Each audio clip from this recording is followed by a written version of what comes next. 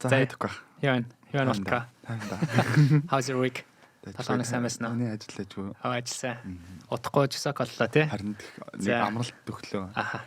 Жисок ч гэхдээ юуны ургацсан баяр гэж Ургацсан баяр. Аха. Та Солонгос дээр хэдэн жил болж байгаа лээ? Одоо 4 жил болсон байна шүү. Жисокор юу вэ? Тий. Жисокор ихэвчлэн ийж явахыг хүсдэг шүү тий. Жисок ч ерөнхийдөө Солонгосын хамгийн удаан амралтуудын нэг болохоор ихэвчлэн ерөнхийдөө солонгосчууд нь бас Солонгосоос гараад ийжчээ ерөнхийдөө амралт болчихдаг тий. Онгоцны тикет харсан чинь амар үнэтэй баз. Баг 2 3 дахь үнэтэй. Тий. За тэгэхээр энэ 7 хоногийн мэдээг танилцуулах юм бол энэ 7 хоног бас нэлээд олон зүйлс боллоо. За энэ 7 хоног хоёлаа 4 мэдээ танилцуулсан тий өнөөдөр. Эхнийх нь болохоор Америкийн засгийн газар H1B гэдэг одоо гадаадуудад зориулсан Америкийн ажлын виз байгаа. Тэр визэнд болохоор хүн болгонд бүртгэлийнх нь хураамж буюу application fee $100,000 гэж хэлсэн. Тэр талаар хоёлаа ярина. Хоёр дахь нь болохоор TikTok гэдэг компани байгаа тий. TikTok компани Америк дахь үйл ажиллагааг Америкийн засгийн газар одоо яг Америкийн хөрөнгө оруулагчдад $10 тэрбум одоо зарах тийм шийдвэрээс гарсан. Тэр талаар ярина. Гурав дахь нь болохоор Amazon гэх компани байгаа. Amazon-ы доторх нэг бүтээгдэхүүн Amazon Prime гэдэг тий. Amazon Prime-аас болоод өнөөдөр бас шүүгтэлцээд $2.5 тэрбум бас түүхэнд нэлээд нэг тийм том одоо шийтгэл юм уу пенальти басан тэр талаар ярина. За тэгээ дөрөв дэх буюу хамгийн сүүлийнх нь мэдээ болохоор Химэл оюун ухаан ер нь хэрхэн одоо ажлыг өнөөдөр өөрчилж байна вэ? Ийм дөрөв мэдээ байна.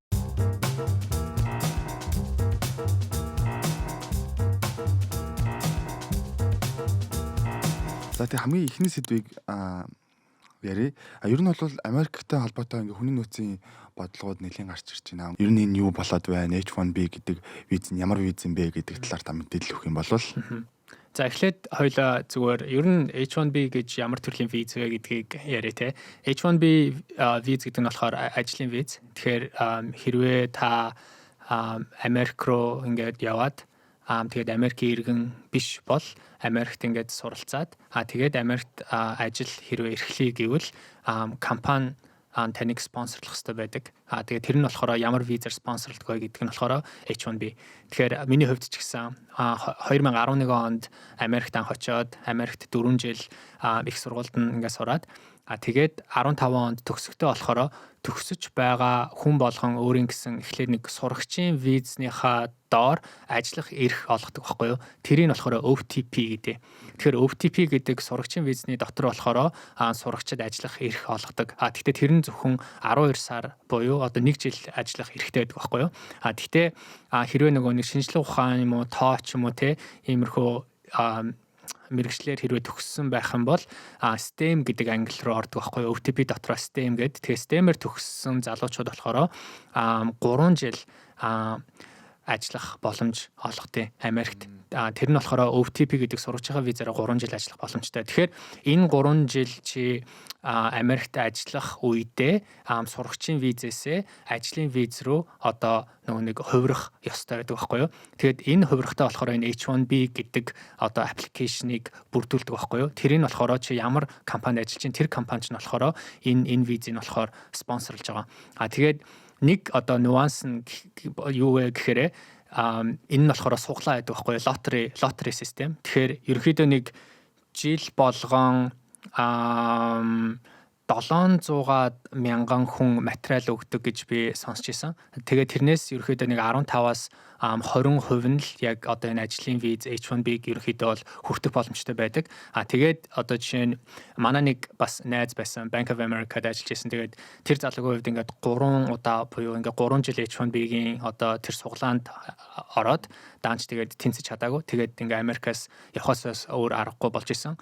Би болохоор хамгийн ихнийх дээрээ ерөөхдөө суглаа юм болохоор тэгээд азар H1B-д тэнцээд тэгээд сурагчийн визээс H1B рүү ерөөхдөө бол орж исэн. Энэ тэр нь бол ингээ H1B гэдэг виз. Тэгээд нилээн одоо том те одоо шинжлэх ухаанчид эсвэл ингээд бас яг бизнесийн талбарт, технологийн салбарт ингээд ажиллаж байгаа одоо гадны хүчин Тэ яг энэ H1B гэдэг визээр Америкт ирээд тэгээд одоо маш амжилттай явж байгаа тохиолдлууд бол бас зөндөө байгаа.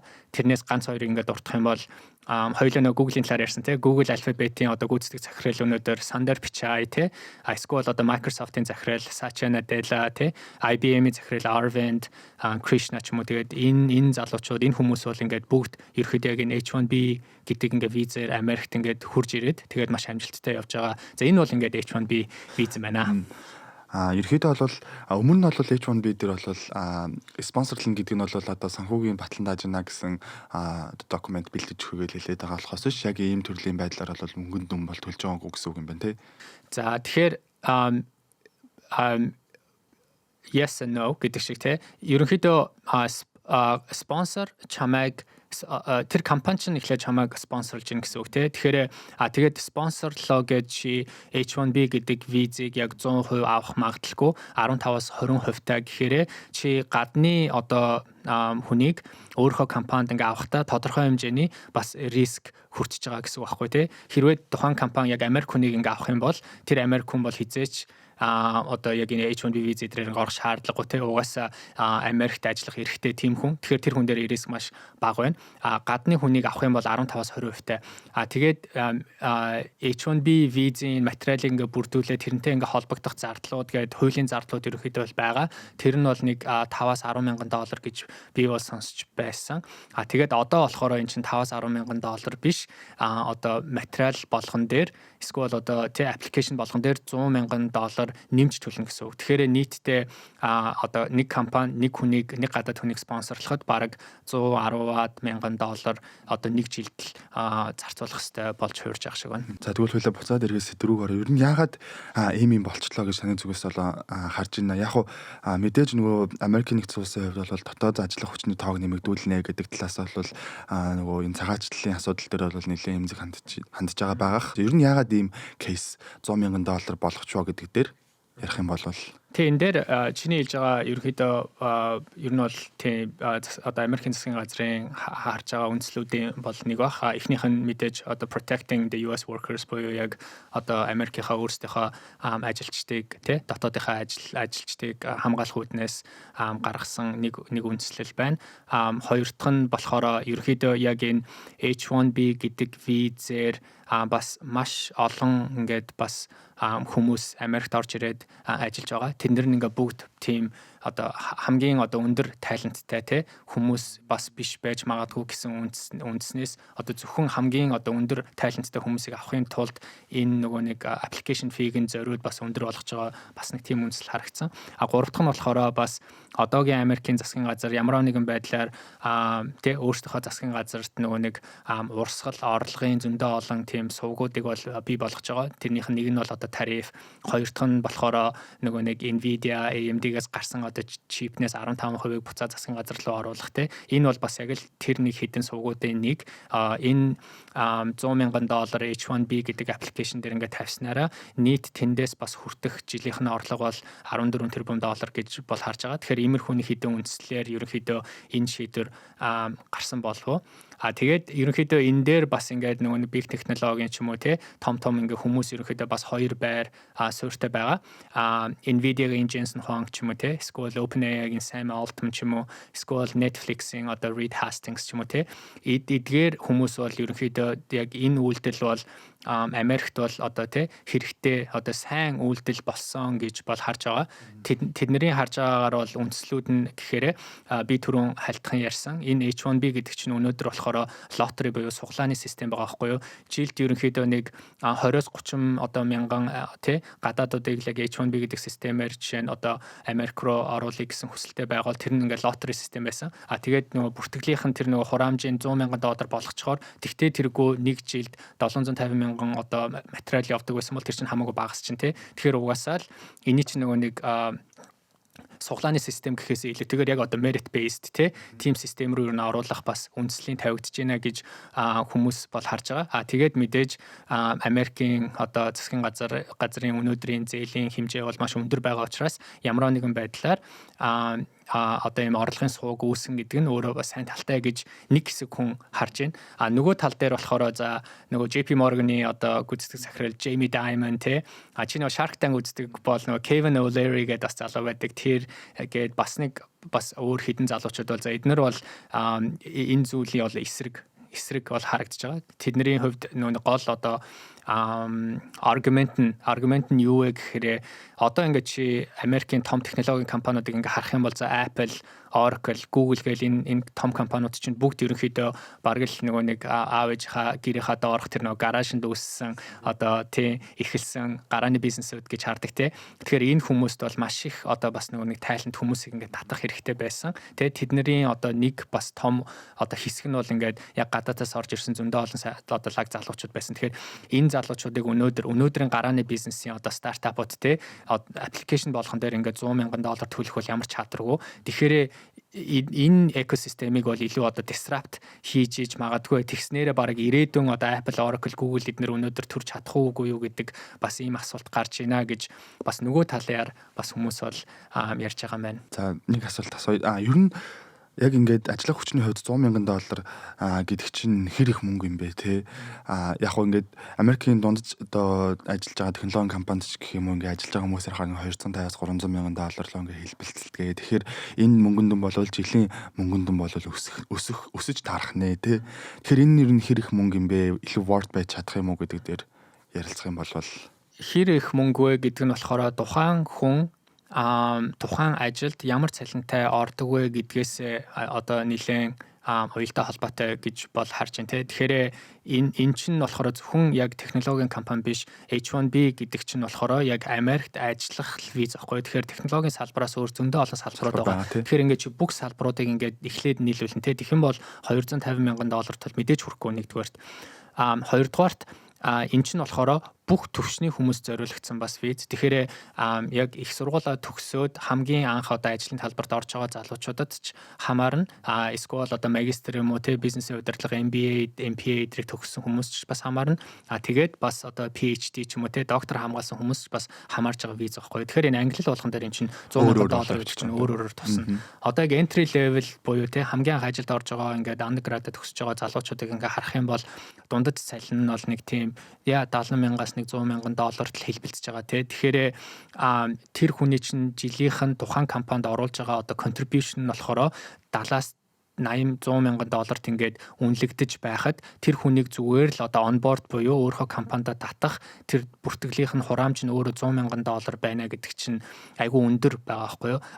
Эсвэргээрээ лаг одоо тий чадaltaй одоо PhD хүнийг жишээ нь ингээд одоо өөрийнхөө research development teamд ингээд оруулах га тэр хүнд ингээд за $350,000 ч юм уу за $500,000 байхгүй ингээд өгөхөд бол тэр хүнд зориулсан нэг удаагийн $100,000-ын бүртгэлийн хураамж нь магадгүй бас justifiable тий байж болох ч юм уу. Тэгэхээр энэ нөгөө нэг юунаас англиас хамаарад өөрөөр тусах байх. Зүгээр миний хувьд энэ implication буюу үр дагавар нь юу вэ гэхээр илүү яг энэ entry level job тий яг дөнгөж ажилд ингээ орох ч байгаа залуучуудад нэгдүгээрт тэгээ хоёрдугаарт бас нөгөө талаасаа нөгөө нэг стартап буюу гарааны бизнес одоо ажиллаж байгаа хүмүүс энэ бүртгэлийн хураамжийг төлөх бол чадвар хамаагүй бага байж магадгүй л гэж харагдаж байна. Ерөнхийдөө Америкийн одоо их сургуулиуд руу тий гадны зөндөө олон оюутнууд жил болгон ингээд явж гин жилийнх нь одоо бүх зардал нь ингээд нийлэх юм бол бараг $100-аас $150,000 байдаг. Тэгээд ингээд 4 жил сураад төгсөхөд тэр одоо гадны оюутан Америкийн сургуульд болон Америкт нийт ингээд зарж байгаа одоо нийт одоо мөнгөн дүн нь бараг $500,000 буюу бараг $500,000 ингээд байдаг байхгүй. Тэгэхээр тэр хүн чинь зөндөө маш их хэмжээгээр одоо Америкийн эдийн засагт ингээд хөрөнгө оруулж байгаа оюутнууд байна тий. Тэгэхээр энэ оюутнуудын бас гол зорилго нь Америкийнхаа одоо их сургуулийг ингээд төгсөөд Америкта ямар ч лсэн ингээд ажилд орох тийм мөрөөдөлтэй залуучууд байгаа. Тэгэхээр тэр хүмүүс өнөөдөр их сургуулаа ингээд төгсөөд Америкт ажил олох боломж нь хэрвээ багасч байна гэж харах юм бол Америк руу материалаа явуулах Америкийн их сургуулиуд руу ерөнхийдөө явах одоо сонирхол нь гэх юм уу тодорхой хэмжээгээр бас багасч буурах магадгүй. Тэгснээрээ харин ч одоо Канада ч юм уу, Европ ч юм уу, Австрали ч юм уу ингээд бусад өөр орн руу одоо талент буюу те гадны одоо дэлхийн ингээ талентууд бас явах магадaltaй байна гэж бас зарим судлаачид бол харж байгаа юм билээ. За Amazon компани өөрийнхөө Amazon Prime гэдэг бүтээгдэхүүн дээрээ дөнгөж сая 2.5 тэрбум долларын одоо шийтгэл юм уу penalty хүртсэн байна. Тэгэхээр энэ юу болоод өнгөрөө? За тэгэхээр өнгөрсөн 7 хоногт бол бас нэг том мэдээлэл гарсан ялч Amazon Prime-тай холбоотой мэдээлэл байсан. Яг penalty гэж хэлэх нь бас арай өөр юм бэлээ. Ер нь бол тохиролцоо гэж 2.5 тэрбум долларын тохиролцоо гэж бол ойлгох юм бэлээ. Тэгэхээр хэрэглэгчдийг ер нь бол гол үндэслэл нь бол хэрэглэгчдийг бол залилж одоо хэрэглэгчдийн толгойг эргүүлж одоо гишүүнчлэл татсан гэдэг үндслэлээр бол энэ хэрэг явж өнгөрсөн юм бэлээ. За тэр нь тэгэхээр юу гэсэн үг вэ? Одоо толгойг эргүүлсэн гэдэг нь яг юу гэсэн үг вэ? За тэгэхээр үндсэндээ яагаад одоо ийм хэрэг үйл явдал болов гэдгийг бол тайлбарлахыг хичээ. Тэгээ 2024 оноос эхэлж бол энэ Amazon Prime-тай холбоотой хэрэг бол явж эхэлсэн. Яасан бэ гэхээр бол Америкийн FTC буюу одоо монголоор орчуулах юм бол холбооны худалдааны комисс одоо гэж байгаа Amazon Prime-ыг бол шүүхэд өгсөн. Энд дэр ямар одоо учир шалтгаанаар шүүхэд өгсөн бэ гэхээр Amazon Prime ч бол өөрөө нөгөө Amazon-аас гараад ирсэн гишүүнчлэлийн одоо нэг систем хөтөлбөр байгаад байгаа. Дотроо аюул олон функцүүдтэй бид нар хамгийн сайн мэддэг нь Amazon Prime Video, Amazon Prime Day гэлтэй. Ер нь бол гишүүнчлэлийн одоо хөтөлбөрийг багтаасан цогц үйлчлэгээ гэж хэлж болно. За тэгээд ямар одоо учир шалтгаанаар шүүхэд хандсан 2024 онд бол шүүхэд хандсан бэ гэхлээр нэгдүгээрт бол аюу яаж байна одоо dark pattern буюу одоо хэрэглэгчдийг UX одоо дизайны аргачлалаар буюу энэ дээрээ бол хэрэглэгчдийн толгойг эргүүлэхтэй маш олон асуултууд асууж агаад маш олон функцийг гаргаж ирж агаад одоо visual-ийг гаргаж ирж агаад хүмүүсийг ганцхан товчд харуулад subscription үйлчилгээд буюу одоо гишүүнчлэлийн эрхийг бол худалдаж авах нөхцөлийг бол үүсгэж байна буюу одоо та нэг товчроор дарахад таны данснаас доллар бол гарах хэмжээний одоо тийм толгойг эргүүлсэн одоо сурталчилгаа явуулж байна. Хоёрдугаарт нь бол тэр одоо гишүүнчлэлийн эрхээ буцаа гэх юм бол буцаах арга нь оновчгүй байна тий. Одоо та нэг карт одоо нэг одоо функц дээр дараад cancel хийх одоо боломжгүй заавал хэд хэдэн үе шат дамжлагуудыг дамжина. Ингэснээрээ бол буцаах бараг боломжгүй болж байна гэсэн үндсэн дээр бол холбооны худалдааны комисс бол шүүхэд бол хандсан.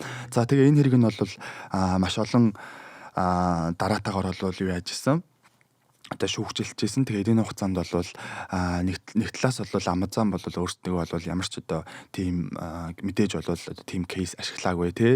Нөгөө талаас бол холбооны комисс бол одоо trade commission бол энэ дээр бол асуудалтай хэрэглэгчийн шударга байдал бол зөрчигдөж гинэ гэсний үндсэн дээр бол яг 2025 онд бол энэ хэрэг шийдэгдэж байна. Гэхдээ яаж шийдэгдсэн бэ гэхээр эхлээд бол ер нь бол энэ юу нь бол шийдвэр нь бол Amazon эсрэг гарах нь бол Amazon Prime-ийн эсрэг гарах нь бол ойлгомжтой болцсон байсан. Гэхдээ яг сая шүүх хурлын өмнө бол Amazon Prime FTC-тэй бол тохиролцоонд хүрээд 2.5 тэрбум долларыг бол одоо торгуул маягаар өгөө гэсний үндсэн дээр бол энэ хэрэг ингээд шийдэгдэж байна.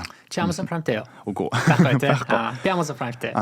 Тэгэхээр Amazon Prime за the Google Play Store тэ Apple subscription, App Store ч юм уу ингээд ерөөхдөө надад баг байхгүй subscription байхгүй. Тэгэхээр нэлээд олон subscriptionтэй баг 10 subscription байж магадгүй шүү. Тэгээд яг Amazon Prime-ыг амар санаж байна. Америкт тогтоо Amazon Prime-ыг амар хэрэглэдэг байсан. Тэгээд Amazon Prime ч нь болохоор одоо нөгөө худалдаа авалт e-commerce худалдаа авалт нөгөө one click button pay гэж ерөөхдөө нэг кноп дараал ерөөхдөө худалдаа авалт баг хийчих боломжтой. Тэгээ Amazon Prime руугаа тэр subscription руугаа чи өөрөө ороход ч гэсэн яг түрүүн чиний хэлсэн шиг баг нэг кнопоор л баг ингээ орчдөг. Тэгэхээр нөгөө нэг onboarding буюу subscription руугаа орох тэр нөгөө нэг процесс ингээ харах юм бол яг нэг шатлалтай л байхгүй баг like one step process. Тий, one step process байхгүй. Тэгээд би дараа нь Солонгос төрж ирээд бас яг нөгөө Америкийнхаа нөгөө Amazon яг тэр Prime-ыг за cancel хийгээд тэгсэн чинь айгүй бол асуулт асууж байгаа байхгүй. Бараг өөдөөс ингээ сервер шидээл за та ингээд яг яагаад ингээ cancel байгаа те. Гэтэ эхлээд бид тэр cancel гэдэг товчийг олохын тулд бас нэлээд болж байгаа те. Тэгээ боо юм болоо cancel гэдэг товчийг олоо. Тэгээ тэр асуултууд нэг хариулаад за би ингээд одоо те уус ингээ Америкт амьдрахгүй байгаа энийг ингээ cancelмаар байна гэд. Тэгээд нэлээд олон ингээд процесс нэлээд олон шатлал явсны дараа хамгийн сүүлд надад яасан бэ гэсэн чинь та зүгээр ингээд нөгөө нэг компьютероос Amazon Prime-ыг cancel дах боломжгүй та заавалчгүй манай customer service руу ярих хэрэгтэй гэж байгаа байхгүй юу. Тэгээ би нөгөө холбогдох шаардлага уцаар ярих шаардлагатай гэж байгаа байхгүй юу. Тэгээд би уцаар ярих гэсэн чинь тэр чи одоо Америкт байгаа одоо тий customer service руу ярина. Би ч өөрөө Солонгост байгаа учраас бас нөгөө нэг international буюу ингээ гадаад ярих одоо бас хэрэгтэй болоо. Тэгээд яг уцаар ярих гэсэн чинь уцаа авдаггүй. Утас нь өөрөө болохоор нөгөө конопоттэй. За та team юм ярмаар байгаа бол нэгийг даар, хоёрыг даар, гурвыг даар. Тэгээд тэр нь баг нэлээд удаж байгаа байхгүй юу. Тэгээд би чинь тэр өдөр өөрөө ажилтаа байсан. Тэгээд за энийг бол одоо би хийж чадахгүй маа ингээ болчихж байгаа. Тэгээд дараа нь хэд хоногийн дараа нэг мэдсэн чинь мартцсан. Тэгээ мартцсан явжсэн чинь Amazon Prime-с дахиад нөгөө хэдэн доллар авчиж байгаа байхгүй. Тэгээ би дахиж санаад тийштэй би ч одоо дахиад залах хэрэгтэй. Тэгээ дахиад залгаа буу юм болоо. Тэгээ арайч юу гэж ерөнхийдөө бол cancelж хийсэн. За энэ бол нэгдүгээр жишээ. Хоёрдугаар жишээ болохоор би бас Америкт нөгөө банкны аккаунтуудтай тий. Тэгээ дахиад бас нөгөө Солонгос төрж ирээд тэгээд нэг банкныхаа аккаунтыг ингээ хаа игээд тэгээ хаа гэсэн чинь за ингээд яг адилхан бараг процесстэй айгу хэцүү. Тэгээ шаталтаа явж явжсэн за та одоо ингээ залхаа гээд тэгээ уцаар ярьлаа. За энэ банкныхаа аккаунтыг одоо би хаамаар өнө яваад бол би ингээ Америкт байхгүй гэсэн чинь та заавалчгүй өөрийн биеэрээ одоо манай нэг офис дээр ирж иж хаах боломжтой. Одоо бранч дээр ирж иж. Тэгээ би бүр Нью-Йорк руу нисэж иж жишээ нь хааж ирсэн. Солонгосоос тий. Яг нөгөө Америкт би нөгөө бизнес трипүүдтэй байдаг. Тэгээд нэг бизнес трипээрээ яг бас хажуугаар яг ингээ ажил болгоод тэгээ тухайн банкныхаа тэр офис дээр ингээ очиод юу хааж ирсэн. Тэгэхээр энэ бол бас тий нэг бодлон яхаарахгүй ингээ бас олон хүнд ингээ тохиолддог проблемүүд юм бол нэг юм аа. Тэгээд юу юм бэлээ. Одоо энэ Amazon Prime чинь 200 сая гаруй хэрэглэгчтэй. Тэгээ эндээсээ ер нь бол бараг 60 70 одоо сая хэрэглэгчийн мэдээллийг бол ингэж авсан тохиолдол бүртгэгдсэн юм билээ. Тэгээд нэг 2.5 тэрбум долларыг болвол 1.5 тэрбум долларыг нь бол хэрэглэгчтэй буцаан олгох замаар энэ дээр бол бас нөгөө шууд одоо хүмүүс рүүгээ буцаж олох уу ямар одоо үр дагавар одоо ямар аргачлалаар олох вэ гэдэг нь бас жоохон асуудалтай байгаа юм байлээ. Тэгээ 1 тэрбум долларыг бол яг торгуул маягаар төлж байгаа юм байлээ. Гэхдээ нэг 2.5 тэрбум доллар гэдэг чинь яг хөө бид нарт айгүй их өндөр дүн сонсогдож байгаа боловч яг 630 тэрбум одоо 2024 оны Amazon-ы нийт борлуулалт бол 638 тэрбумаар бол одоо тооцогдож байгаа юм байлээ. Тэгэхээр 638 тэрбумын харьцуулахад бол энэ илүү бага дүн юм гэж л хараад байгаа юм байлээ. За энэ жишээ нь одоо Монголд ерөөхдөө болж зүгээр чиний харж байгаагаар одоо Монгол за нэгдүгээрт Монголд яг ижил төстэй ийм subscription үйлчилгээнүүд өнөөдөр байгаа юу те миний л мэдхийн нэлээ олон одоо subscription based үйлчилгээнүүд ч гэсэн яг ингээд сарын эцэст одоо чиний картнаас ингээд шууд автоматар бол нэг мөнгө чинь бол татчихдаггүй. Ерөнхийдөө сар болгон чи яг өөрөө mechanically одоо төлбөрөө ингээд хийгээ явдаг. Энэ чинь болохоор нэг талаас нь болохоор тухайн хэрэглэгчдэд жоохон одоо юутэй disruptive те заавалчгүй чи ингээл mechanically ингээл сар болгон ингээд төлөөд авах чинь жоохон хэцүү. Гэхдээ нөгөө талаасаа бас ингээд хэрэглэгчээ бас тодорхой хэмжээр ингээд хамгаалж байгаа байхгүй те. Тэгэхээр чи энэ талаар юу гэж бодож байна? Ерөнхийдөө ирээдүйд Монголын одоо ийм subscription based одоо эдийн засаг гэх юм уу economy ер нь хэр хурдтай хөгжиж байна. Дотоодоос нь Монголыг яг дотоодоос нь зөвхөн хэрэглэгчийн хувьд ажиглахад яг одоо яг subscription модель илүү дэлгэрч эхэлж байгаа юм шиг санагдаж байгаа. Өмнө нь бол нөгөө яг IPTV ч юм уу эсвэл бол ингээд зарим нэг аппликейшнуд болвол танаас өөрөөс чи ингээд шууд ингээд асуугаад сар болгоныхаа та 19,900 дугаар ч юм уу 9,900 дугаар ингээд одоо сунгая гэд ингээд сунгадаг байсан бол одоо яг нөгөө жоохон юу яагаад байна л та нөгөө та ингээд юу яа чинь гişмжил ирэхээ бүртгүүл чинь тэгээ автоматар шууд данснаас чинь татах маягаар бол авдаг зарим нэг тохиолдлууд бол зарим нэг одоо ийм одоо компаниуд гэх юм уу те програмууд бол гарч ирж байна. Тэгээд миний бодлоор бол илүү энэ нөгөө IPTV дээр л IPTV-ний аппликейшнүүд дээр л хэрэгжээд байна л да. Цааш гэх юм бол премиум багц ингээд юу яхад одоо идэвхжүүлээ гэх юм бол таны данснаас илүү сар болгоныг 10,000 төгрөг ч 20,000 төгрөг ингээд гардаг байдлаар тэгээд яг би бол нөгөө M-Music-ийг бас ашигладаг байсан. M-Music төр бол өөрөө бас юугаа өөрөө нөгөө нэг одоо планаа сонгоод тэгээ шууд сар болгон төлөөд явах боломжтой байсан гэдэг ч юм уу. Тэгээ зүгээр яг хэрэглэгчийн хувьд аваад үзэхэд бол Монголд одоо л яг юм subscription модель илүү дэлгэрч эхэлж байгаа юм шиг бодол харагдаж байгаа. Тэгээд яг хөө ингээл маш олон ингээд бидний мэдхгүй ингээд зөндөө ингээд аппликейшнууд ингээд төлбөртөө гарч ирж байгаа боловч яг энэ нөгөө одоо хоёлынгийн яриад байгаа Америк нэгдсэн улсдах ингээд шууд данснаас нь татдаг одоо систем болвол одоо л ингэж гарч ирж байгаа байхаа гэж бол би зүгээр харж байна.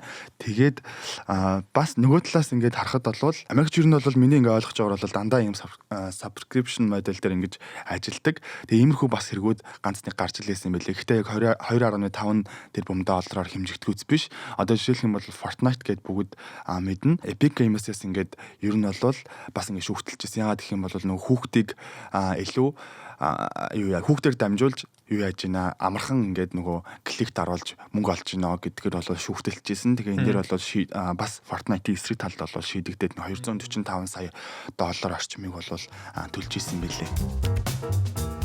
3 дахь сэдв рүү оръё. 3 дахь сэдв болвол бас нэлийн урт хугацааны дараа ингээд шийдвэрлэх шатанда ороод явж байгаа одоо хэрэг байна. Кейс байна. Тэгээд TikTok бол 14 тэрбум долларын дийлийг бол Америкийн талдаа одоо дийл гэх юм да хийж амжлаа. Энэ тал дээр бол ер нь юу болоод байна? Backstory-ын бас юу яваад байна вэ гэдгийг ярих юм бол чиний хэлсэн үнэ. Ерөнхийдөө TikTok гэдэг компани мэдээж ByteDance хятадын компани байгаа. Тэгээд өөрөн гэсэн үйл ажиллагаагаа дэлхийд даяараа олж байгаа. Тэрнийх нь нэг үйл ажиллагаа нь мэдээж Америкт явагддаг. Тэгээд Америкт явагдаж байгаа энэ яг TikTok-ийн одоо Америкийн үйл ажиллагааг ерөнхийдөө Америкийн компанид зарах гэсэн энэ асуудал 2019 оноос хойш бол ингээд яригдаад явж байна. Тэ Америкийн баг 2-3 ч ингээд administration government засгийн газраар ингээд явчлаа. Тэгээд чиний хэлсэн шиг одоо хамгийн сүүлийнх нь баг stage буюу шатанда баг орж байна гэж бол харагдаж байгаа шиг байна. Тэгээд энэ 7 хоног болохоор TikTok-ийн одоо Америкийн үйл ажиллагааг 14 одоо тэрбум доллараар зарах энэ шийдвэр бол гарч байна.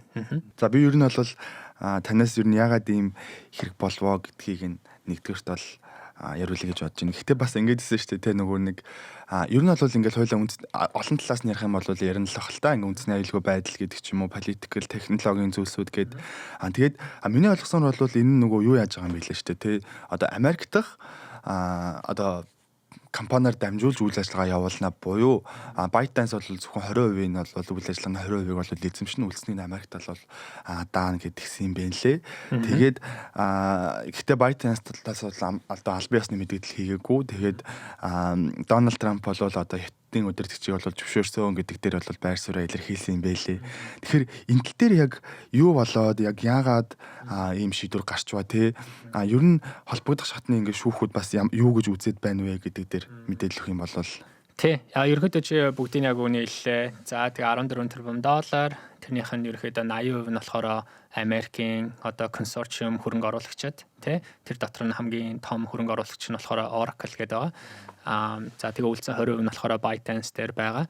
Нэг хэлэх ёстой чухал зүйл нь болохоор яг энэ TikTok-ийн өөрийнх нь тэр алгоритм нь болохоор ByteDance бол ингээд эзэмшиж байгаа. Гэхдээ Oracle компани болохоор алгоритм болон одоо тэр датагийн тэр privacy-г нь болохоор ингээд хянаад хараад монитор хийгээд явна гэд ер нь бол харж байгаа. Тэгээд чиний хэлсэн шиг яагаад энэ шийдвэр гарах болвоо? Ерөнхийдөө яагаад сүүлийн 5-6 жил энэ хэрэг их яригдаж байна вэ гэхээр мэдээж үндэсний аюулгүй байдал те. Тэгэхээр үндэсний аюулгүй байдлыг дотор нь яг хоёр хувааж харж байгаа юм билэ. Эхнийх нь болохоор data security буюу одоо мэдээллийн аюулгүй байдал.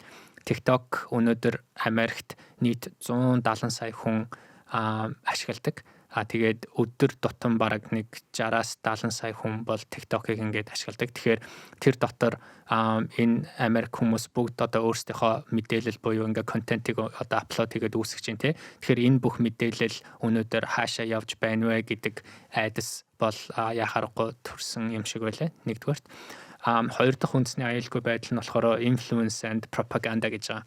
Тэр нь болохоор ерөнхийдөө нөлөөлөл болон одоо үзэл бодол ухуулаг те. Тэгэхээр TikTok руу ингээд орох юм бол тэрэн дээр нь for you page гэдээ байгаа. Тэр нь болохоор хүн болгонд ингээд personalized зориулагдсан өөрийн гэсэн яг page, өөрийн гэсэн одоо тэрэн дээр нь story content-ууд гарч байгаа. Тэгээд санал болгож байгаа. Тэр санал болгож байгаа контент нь болохоор ард нь нэг алгоритм байгаа те. Тэр алгоритм нь болохоор өнөө хүртэл одоо хятадын ByteDance гэдэг компани бол одоо own хэд эзэмшдэг те. Тэгэхээр одоо жишээ нь ямар нэгэн байдлаар за улс төрийн холбогдлолтой ч юм уу эсвэл одоо election сонгуулийн үеэр ч юм уу эсвэл ер нь зүгээр одоо ямар нэгэн ухуулагч ч юм уу тэр for you page-ийг болохоор өнөөдөр Америк нэг контрол эзэмшиж чадахгүй учраас тэр нь бас нөгөө талаараа үндэсний аюулгүй байдал гэж харсан. Тэгэхээр энэ хоёр одоо мэдээллийн аюулгүй байдал болон одоо нөлөөлөл болон ухуулга гэдэг энэ хоёр одоо үндслэлтээр энэ компаниг ямар нэгэн байдлаар одоо хятадаас салгаж Америкийн бүтээгдэхүүн болгоё гэсэн шийдвэр хамгийн анх 2019-с 20 оны үед бол гарч байсан. Тэгээд нэлээд олон одоо нухацтай шаталтай ингээ явсаар байгаад энэ 7 хоног болохоор салгах гэж одоо салгахын хамгийн сүүлийн шийдвэртэй ерөөхдөө бол орж явах шиг байна тий. За тэгэхээр нэг юм сонирхол татчихна л да. Ингээ 14 тэрбум доллар гээд энэ нь одоо яг зүгээр ингээ 14 тэрбум долларыг Америкийн засгийн газарт өгчих юм уу? Тэр шатны одоо үе шат процесс яаж явах нэг дээр танд ярих юм бол тэгэхээр засгийн газар миний харж байгаагаар бол засгийн газар зүгээр энд одоо нөгөө интермедиари буюу ингээ медиат хийгээд зохицуулагч байдлаар ерөнхийдөө бол орж байгаа. Яг хөрөнгө оруулалт нь бол Америкийн хөрөнгө оруулагчид гэсэн үг тий. Тэгэхээр тэр нь болохоор компаниуд байна. Тэгээд мөн одоо яг individual хөрөнгө оруулагчид бол бас байгаа. За тэгээд 14 тэрбум долларын одоо өнөөдрийн нийт 45% нь бол яг хинбэ гэдэг нь бол тодорхой болсон байгаа. Тэр 45%-ийн хөрөнгө оруулагчдын харах юм бол нэгт Oracle гэдэг компани байгаа. Хоёрт болохоор Silver Lake, гуравт болохоор Abu Dhabi-гийн болохоор химэл оюун ухааны хөрөнгө оруулалтын одоо firm гэдэг нэг бас байгууллага байгаа. Тэр байгууллага. Тэгээд зарим нэг онцлог хүмүүс болохоор Dell компани одоо гүйцэтгэх захирал гэдэг ганц хоёр хүмүүс бас ингээ харсан байгаа. Тэднэр нь бүгд нийлээд ерөнхийдөө 80% TikTok руу мөнгө оруулнаа. 14 тэрбум доллар чинь гэхдээ өөрөө их мөнгө бага мөнгө тий TikTok гэдэг компани дээр миний бодлоор ч гэж судлаачдыг харж шахт бол энэ бол бага мөнгө. Одоо ямар нэгэн компаниг хоёр ангилж байгаа. Нэг нь бол за is it overvalued те overvalued уу undervalued уу гэж ярьдаг. Тэгэхээр энэ бол яхахгүй extremely undervalued гэж бол харагдаж байгаа. За яагаад вэ гэх юм бол за TikTok-тэй ижил төрлийн үйл ажиллагаа явуулж байгаа компаниудыг чи нэгдүгээрт харж болно. Эсвэл за TikTok-ийн одоо яг өөрийнх нь одоо үнэлэлтэй одоо valuation одоо хэд хүрэх вэ, үнэлгээ нь хэд хүрэх вэ гэж харж болно те. Тэгэхээр TikTok өнөөдөр түрүү хэлсэн 170 сая хэрэглэгчтэй. Өдрийнх нь хэрэглэгч нь болохоор нэг 66 сая хэрэглэгчд байгаа. За тэгээд өдөр болгон хүмүүс TikTok дээр нэг цаг 20 минут зарцуулдаг. За тэгээд Америкийнх нь орлого нь болохоор нэг 6-аас 8 тэрбум доллар гэж харж байгаа байхгүй юу. Тэгэхээр хоёулаа өмнөх дугаар дээр болохоор ямар нэгэн компаниг үнэлгээ хийхдээ тэр компанийх нь нийт орлого тэгээд valuation хоёрыг харьцуулсан нэг тийм метрик харж ирсэн тий. Тэр метрикийг чи санаж байгаа бол за хамгийн одоо бага үнэлгээтэй компаниуд буюу traditional одоо салбарууд гэдэг ингээд харах юм бол агаарын тээвэр эрчим хүч ч юм уу тий автомашин мэж гэх юм бол тэд нар нь бол нэг multiple нь болохоор 1-ээс 3x байгаа байхгүй юу. За тэгээд Meta, Microsoft, Google ч юм уу тий иймэрхүү компаниуд болохоор яг big tech компаниуд болохоор тэр multiple нь 5-аас 8x байгаа байхгүй юу. Тэгэхээр ингээд зүгээр чи бодох юм бол TikTok гэдэг компани чинь өнөөдөр 6-аас 8 тэрбум долларын одоо орлоготой байна шүү дээ Америкт. За 8 тэрбум доллар гэдээ харчи. Тэгвэл 8 тэрбум доллар. За тэгээ multiple нь болохоор за 5-аас 8 буюу 8 гэд 5-аас 8 гэх юм бол тийм чинь 40-оос 60 тэрбум одоо 64 тэрбум долларын үнэлгээтэй компани байж болохоор байгаа байхгүй юу. Тэгэхэд өнөөдөр энэ компаниг 14 тэрбум доллараар үнэлж байгаа. Тэгэхээр хамаагүй миний бодлоор undervalued гэж харж байгаа. Ижил төстэй яг үйл ажиллагаа явуулдаг компани өнөөдөр Америкт гэх юм бол Snapchat гэдэг компани байна. Snapchat гэдэг компани болохоор өнөөдөр 900 сая долларын 900 сая хэрэглэгчтэй, хамаагүй өндөр хэрэглэгчтэй. Өдрийнх нь active user нь болохоор 500 сая хэрэглэгч байгаа. Тэгээд тэгтээ орлого нь болохоор арай бага 5 тэрбум долларын орлоготой компани байгаа байхгүй юу? Чи өнөөдөр Snapchat-ийн үнэлгээ хэд гэж бодож байна? Мэдгүй. 14 тэрбум. Тийм үү? Яг 14 тэрбум. Амар сонирн байгааз. Тэгэхээр энэ баг coincident гэхээсээ илүүтэйгээр харин айгүй сонио. Баг нөө нэг засгийн газар энэ 14 тэрбум доллар гэдэг одоо энэ үнэлгээ гаргахтаа баг Snapchat-ыг баг харж байгаа. За Snapchat 14 тэрбум доллар юм бол TikTok-ыг бас 14 гэж гимээр баг надаа санагдсан. Яг өөр судалгаа хийгээ явсан чинь. Зах зээлийн хувьд гэхдээ Snapchat нь TikTok-оос Америкт бол илүү зах зээлтэй байна гэж. Дэлхийд даяараа илүү. Яг Америкийнх нь би сайн мэдгүй. Дэлхийд даяараа болохоор 900 сая хэрэглэгчтэй, 500 сая daily active userтэй. TikTok бол дэлхийд даяараа миний бодлоор илүү. Яг Америк нь болохоор 170 тэгээ 66 сая гээд гэхдээ яагаад ерөнхийдөө энэ үнэлгээ маш бага байна вэ гэдг нь болохоор нэгдүгээрт forced sale одоо буюу одоо яг энийг ингээ хүчээр заруулж байгаа учраас үнэлгээ нэгдүгээрт бага байна. Хоёрт болохоор яг энэ компаниг өнөөдөр худалдаа авъя гэсэн одоо хөрөнгө оруулагчид Америкт болохоор цөөхөн тоотой байгаа учраас бас нөгөө худалдааных нь үнэ арай бага байна. Тэгээд мэдээж одоо улс төр буюу засгийн газар нэлээд оролцоотой байгаа учраас энэ бас үнэлгээг арай бага байхад хүргэсэн. Тэгээд хамгийн сүүлийн буюу миний бодлоор хамгийн чухал одоо фактор яагаад энэ үнэлгээ одоо бага байна вэ гэдэг нь болохоор TikTok-ийн хамгийн гол өнөөдөр IP буюу оюуных нь өмч нь болохоор тэр алгоритм л баггүй юу. Тэр алгоритмыг хэн эзэмшиж чинь тэр хамгийн одоо том үнэлгээ. Тэгэхэд тэр алгоритмыг өнөөдөр ByteDance энэ дийлэн дараа ч гэсэн эзэмшин. Oracle болохоор зүгээр тэр алгоритмыг болохоор монитор буюу oversee хийж байгаа байхгүй юу. Тийм учраас тэр хамгийн том оюуны өмч нь тэгтээ тэргөө Америкт биш байгаа учраас энэ үнэлгээнд дагаад хамаагүй унсан байна гэж бас хүмүүс харж байгаа юм л. Ерөнхийдөө энгийнээр ойлгох юм бол TikTok өөрсдөө Америкт одоо үйл ажиллагаа явуулах эрхийг 14 тэрбум доллараар худалдаж авч байна гэж харж болох уу? Тэгж яг ер нь тэгж л харж олно тий. Эрхээ авч яана гэсэн үг тий. Америкт үйл ажиллагаа өргөжлүүлж одоо Америкт TikTok үйл ажиллагаа явуулах нэ тий. Явуулах нэ. Химэл оюухан ажлыг хэрхэн өөрчилж байна вэ?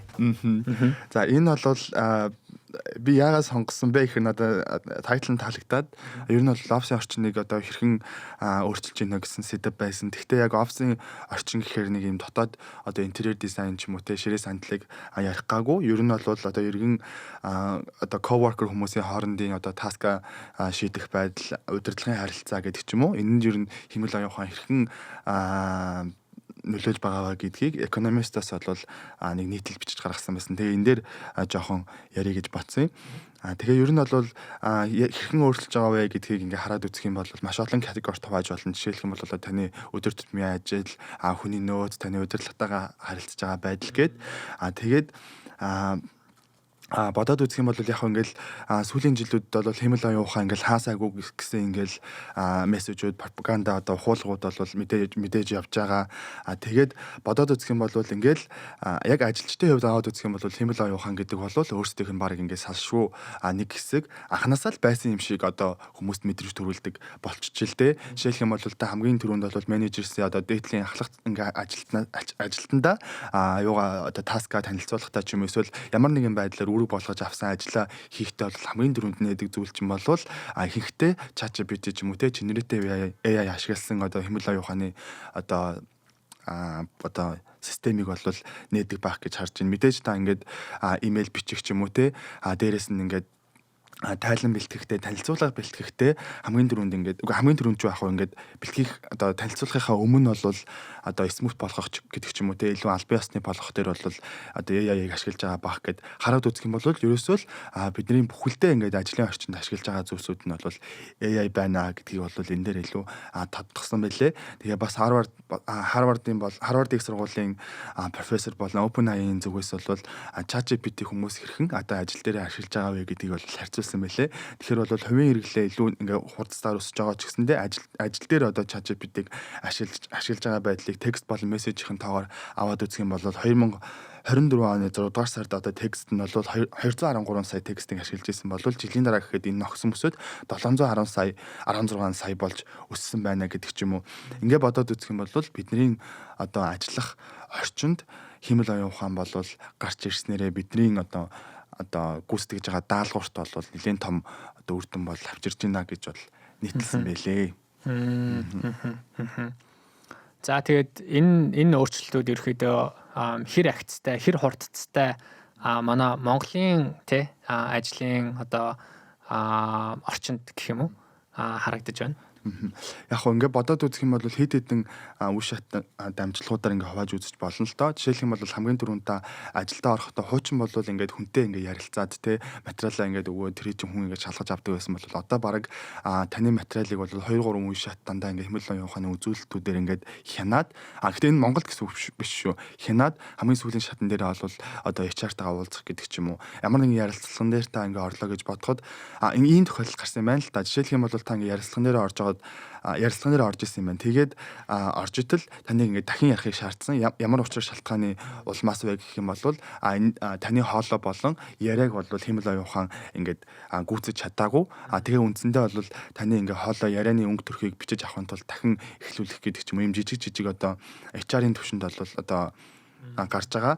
Тэгээ мөн дээрээс нь бол таны ингээ асуултанд хариулахад миний бодлоор яг энэ хэмэл оюун ухаан ажлын workflow-д ингээ орж ирж байгаа тохиолдол бол Монгол бас сүүлийн 1 жил ч гэдэг ч юм уу нэлийн хурдцтай одоо ахиж ирж байгаа гэж бол би харж байна. Одоо дунд чатны одоо менежерүүд ч юм уу те эсвэл одоо дөнгөж их сургуулийн төгсөөд орж байгаа их сургуулийн оюутнууд гэдэг ч юм уу.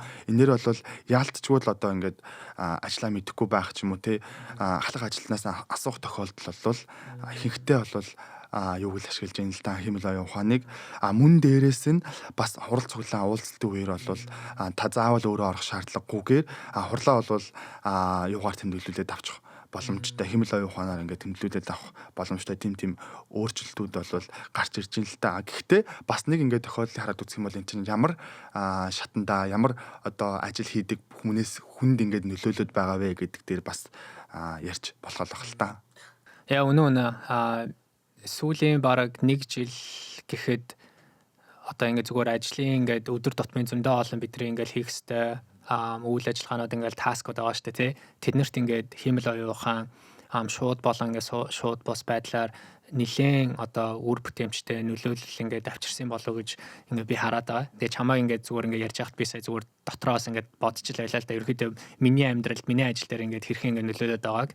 Тэгэхээр би мэдээж одоо Солонгос ингээд компанид ажилладаг болохоор зөндөө олон одоо нөгөө нэг орчуулах бас ингээд шаардлагуудаас ингээд гардаг. Тэгэхээр өмнө жишээ нь Солонгос ингээд нөгөө нэг коллегтэй ажилтнтайгаа би дотоодынхаа нөгөө нэг мессенжерээр ингээд харьцахад те тухайн хүн болохоор за Солонгосоор ингээд над руу явуулахад тэрийг болохоор би копидод тэгээд нэг одоо өөр нэг одоо вебсайтн дээр нэг транслейт хийгээд орчуулад тэгээд буцаагаад тэрийгээ ингээд англиараа өөрөө яриагаа тэрийгээ солонгос болгоод ингээд буцаагаад тавьчих юм ингээд баг хідэн шаталтай тий одоо болохоор зүгээр яг хэмэл оюун ухааны нэг тийм функц бидний ингээд мессенжер дотор ингээд угаасаа одоо шингэсэн embedded шингэсэн байгаа.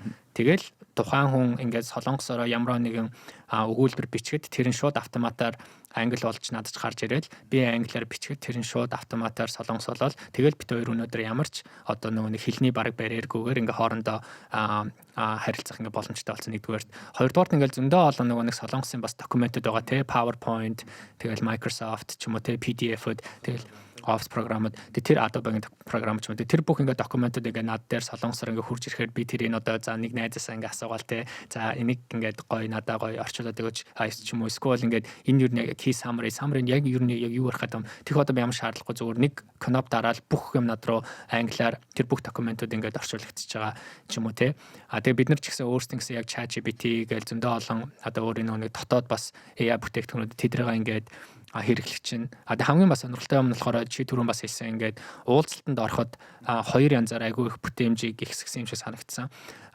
Нэг нь болохоор зөндөө олон гадаадын ингээ хүмүүстэй англиар ингээ ярихаар зарим хүмүүс бас тодорхой хэмжээний акценттэй зарим нь болохоор хит хурдан ярьдаг ч юм уу те тэднийг ингээд бид нар бас ялангуяа солонгос ажилчид маань ингээ шууд ойлгоход хаяа төвхтэй байдаг гэж магадгүй тэр англиар ингээ ярьж байгаа бүх юм нь болохоор шууд автоматар сабтайтл ингээ болгоод доороо өгчдөг тэгээ тэрийг ингээ харахаар ойлгоход хамаагүй амархан өнөөдөр кино сабтайлтай үзэхэд ямар амархан байдаг вэ те яг баг тийм болгоцсон real timer тэгээд уулзалт дуусангууд шууд автоматар хэмэл оюун ухаан тэр уулзалтын одоо бүх митингийн хураамжийг хураангуйг ингээ гаргаад акшн айтмыг гаргаад дараагийн хийх ёстой next step-ийг ингээ гаргаад тэгэл бид нар төгчин. Тэгээ ерөнхийдөө ингээд бидний бүтээмжийг бол нэлээд өндөр хувиар бол хөнгөвчлсөн гэж бол би харж байгаа. Тэгэхээр бас ирээдүйдийн бидний яг одоо тий ажлын орчинг хэрхэн бас ингээ өөрчлөхийг одоо харъя да тий. За тэгээд дүгнээд хэлэхэд болвол ингэж байгаа юм байна. Ерөнхийдөө бол хуж анх ингээд хэмэл оюун ухааны ингээд модулууд гарч эхэлж явах үед бол илүү ингээд одоо эхнээс ингээд ажил одоо тасктай ингээд туслах байдлаар ашигладаг байсан бол одоо илүү нөгөө бүрэн даатах буюу ингээд шууд нэг таск ингээд өөрийнхөө авсан таск дээр заавал цаг шаардлага ингээд зарцуулах шаардлагагүй болвол та зөвхөн промпт бичээд өөрийнхөө ингээд даалгаврыг бүтнээр нь биелүүлэх боломжтой болж хуурж байгаа юм байна. Тэгээд хэрвээ энэ сэдв ингээд үргэлжлээд явах юм бол хоёулангийн өмнө нь ярьсан нөгөө таны ажлыг бас ингээд орлох уу гэдэг сэдврүүл төгөх юм байна л та. Тэгээд бас цаашдаа ингээд ер нь юу болох нь харцгаая. Ажлыг орлохгүй зөвхөн бүтээмжийг ихсгээсэй гэж хэлсэн тийм. Окей. За тэгээд энэ 7 хоногийн мэдээнүүд маань дуусч байна. Тэгээд энэ 7 хоногт маш олон зүйлсүүд боллоо. Тэгээд бид хоёрын одоо сонгож авсан 4 одоо мэдээ боллоо. Нэг нийтлэл ийм байлаа. Тэгээд манай сонсогчдоос бид хоёрыг subscribe дараарай те. За. За баярлалаа. Комент бичиж байгаад бас баярлалаа. За тэгээд удахгүй дараагийнхаа дугаараар уулзъя. Окей. За бай.